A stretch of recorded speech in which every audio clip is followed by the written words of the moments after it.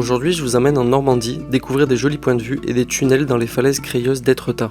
En arrivant sur la plage, on a commencé par une petite randonnée sur la gauche. Elle nous a menés au sommet de la falaise jusqu'au premier point de vue avec pas mal de monde, mais ça vaut le détour. Il y a même un petit abri creusé dans la pierre. Un peu plus loin, on a trouvé un deuxième point de vue sur la plage, l'eau bleue, l'arche et le pic rocheux.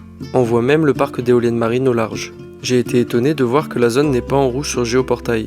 Théoriquement, il est possible de voler en drone, mais vu la quantité de goélands et leur capacité à voler les gaufres des touristes, j'ai préféré rester sage.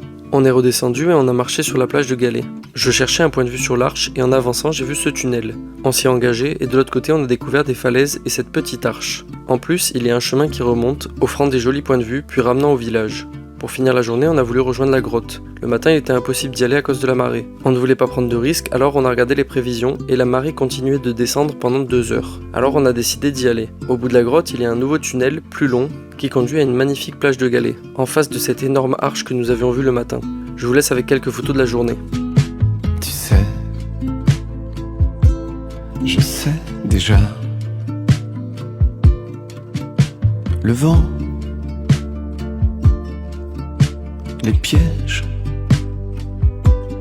et pourtant j'attends ça.